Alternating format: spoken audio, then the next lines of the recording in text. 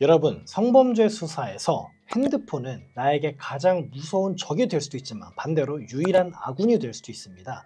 오늘은 제가 검사 시절의 경험을 토대로 여러분들을 감옥에서 꺼내줄 수 있는 카톡 한 줄의 위력에 대해서 설명을 드려보도록 하겠습니다.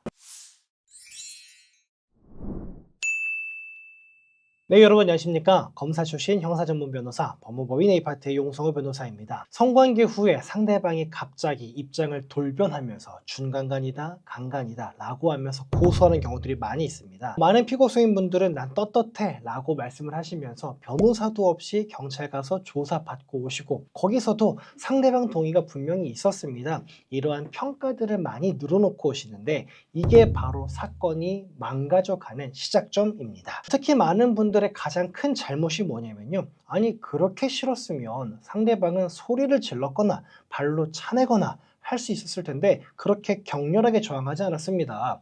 상대방이 소리만 질렀어도 모텔 사장님이 도와줬을 거고 그 옆에 있는 사람들이 도와줬을 건데 상대방 그렇게 반응하지 않았습니다. 이런 것들이 곧 즉 상대방이 그렇게나 격렬하게 저항하지 않았다라는 게 상대방이 나와 합의하에 성관계를 가졌다는 것을 방증하는 그런 자료입니다. 라고 주장하시는 분들이 많은데 법원에서는 절대로 받아들여지지 않습니다. 왜 그러냐면 법원은 이렇게 봅니다. 사람마다 위기에 처했을 때 대응하는 방식이 다르기 때문에 보다 적극적으로 저항하지 않았다는 이유만으로 강제성이 없었다고 단정할 수는 없다. 무슨 말이냐면 이런 겁니다. 어떤 사람은 격렬하게 저항을 하기도 하고요. 또 어떤 사람은 나와 상대방 단 둘이서 이 폐쇄된 공간에 있는데 내가 더 격렬하게 저항하다가 괜히 상대방으로부터 어떤 위해를 당하는 것 아닌가, 이런 우려 때문에 격렬하게 저항하기를 포기하는 경우도 있기 때문에 일반적으로 보았을 때 더욱 격렬하게 저항할 수 있었는데 그러지 않았다라는 것만으로 강제성이 없었다고 볼 수 없다는 게 법원의 입장입니다.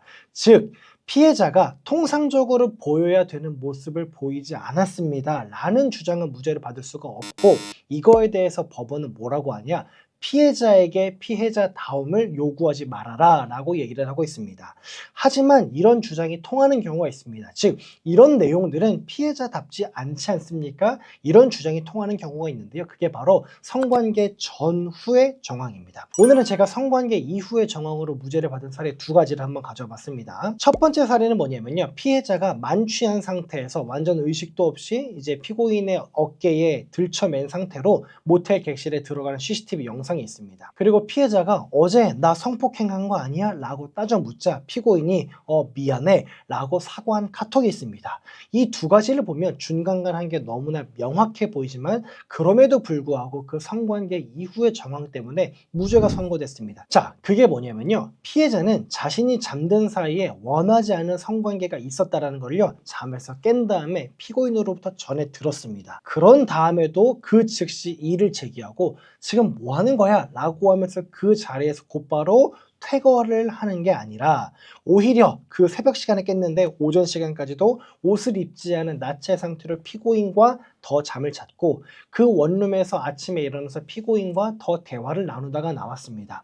법원은 이걸 보면서 뭐라고 했냐면요, 통상적인 피해자라고 한다면 저항을 하지는 못했다라고 하더라도 본인이 성범죄 피해 사실을 인지하게 되었을 때 피고인이 피해자를 못 나가게 강압적으로 감금해 놓은 상태가 아니었다고 한다면 그 즉시 현장에서 이탈하려 하는 게 피해자들의 일반적인 행동 패턴인데, 피해자는 그런 모습을 보이지 않고 오히려 나체 모습으로 거기서 더 잠을 자거나 아침에 일어나서 피고인과 다정하게 대화를 나누다 나왔다. 그렇기 때문에 이런 사정만 갖고는 피해자가 일상적인 성범죄 사건의 피해자에서 보이는 모습과 다르다라고 하면서 준강간 사건에서 무죄를 선고한 사례가 있습니다. 두 번째 하나 더 사례를 설명드리도록 하겠습니다. 이거는 성관계 이후에 피고인과 피해자가 주고받은 메시지를 기준으로 해가지고요, 이런 내용들은 피해자가 통상적으로 보낼 만한, 통상적으로 할 만한 내용이 아니다 라면서 무죄를 선고한 사례입니다. 자, 사실관계는 이렇습니다. 피고인과 피해자가요 술에 취해서 피고인네 집으로 갔습니다. 그런 다음에 합의하에 성관계를 가졌고요, 성관계가 끝났습니다. 그런 다음에 피고인과 피해자는 그 침대에서 곧바로 잠이 들었습니다.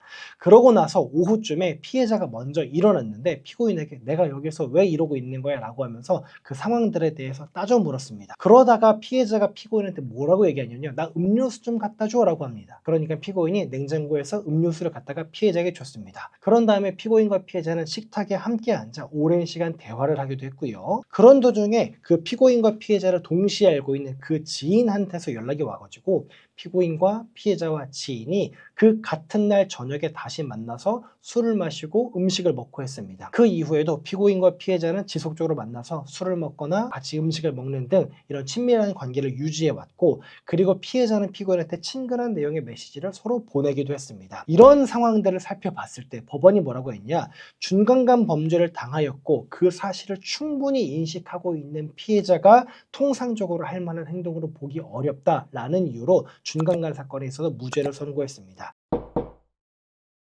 자, 오늘 영상 한번 마무리 쳐보도록 하겠습니다. 많은 분들이 피해자라면 이렇게 했겠지요 라고 하면서 어떤 얘기를 하냐, 피해자라고 한다면 그 당시에 더 크게 소리쳤겠지요, 더 적극적으로 저항했겠지요 라고 얘기를 하는데요.